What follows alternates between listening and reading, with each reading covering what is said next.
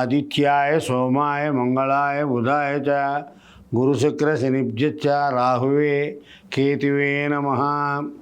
శ్రీ శ్రీ శ్రీ కైవల్యానంద సరస్వతి స్వామి పాదపద్మములు ప్రణామములు చేస్తూ ఈ వార ఫలితాలు. మేషరాశి అశ్విని 1, 2, 3, 4 పాదాలు, భరణి 1, 2, 3, 4 పాదాలు, కృత్తిక 1వ పాదం. ఈ రాశి వారికి సంతోషము, ద్రవ్యము, గౌరవము, సౌఖ్యములు అన్నీ కలుగుతాయి ఈ వారం. అయితే వాహన లాభం చేకూరుతుంది. ఆరోగ్య సమస్యలేవి ఉండవు. యత్న కార్యసిద్ధి జరుగుతుంది. ప్రతి పని యందు కూడా అధిక శ్రమ ఉంటుంది, కానీ ఫలితం చాలా బాగుంటుంది.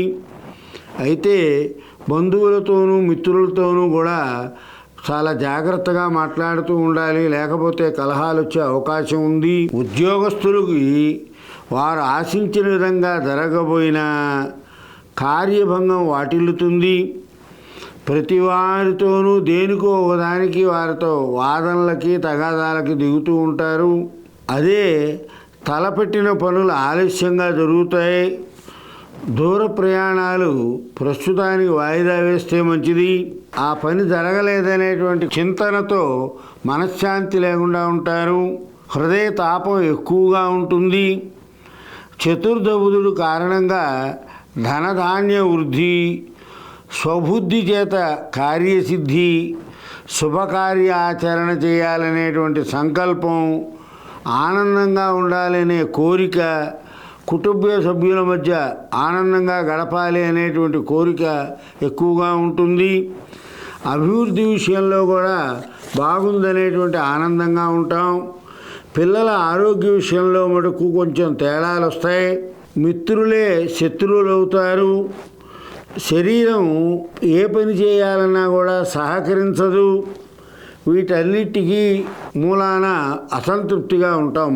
అయితే ద్వాదశ శని కారణంగా మానహాని, క్లేశము, కష్టాలు, ఎడతగిని పోరు, ఇవన్నీ ఎంత సంపాదించినా నిలవకపోవడం, ఇవన్నీ వ్యయ శని కారణంగా.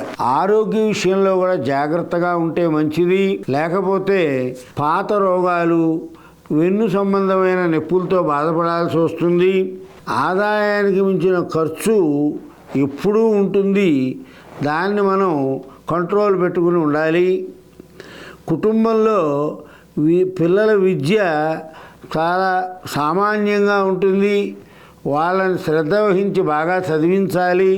లేకపోతే వారు చెడు అలవాట్లకు లోనయ్యే అవకాశం బాగా గోచరిస్తోంది. నూతన ఉద్యోగ ప్రయత్నాలు చేసేవాళ్ళు ప్రయత్నాలన్నీ సఫలం అవుతాయి. మంచి మార్గాన్ని ఎన్నుకోండి. విదేశీయానం చేయాలి అనేవారు 1 నెల వాయిదా వేయండి. ఆ పని ఫైనాన్స్ వ్యాపారాలకు బాగా లాభం చేకూరుతుంది. స్థిరాస్తి అమ్మాలి అంటే మనం అనుకున్నంత జరరాదు, కాబట్టి ఈ వారానికి వాయిదా వేస్తే చాలా బాగుంటుంది. అశ్విని వారు ఆదిత్య హృదయాన్ని పారాయణ చేయండి. భరణి నక్షత్రం వారు రామరక్షా స్తోత్రాన్ని పారాయణ చేయండి. కృత్తికా నక్షత్రం వారు సుబ్రహ్మణ్య స్తోత్రాన్ని పారాయణ చేస్తే చాలా మంచి జరుగుతుంది.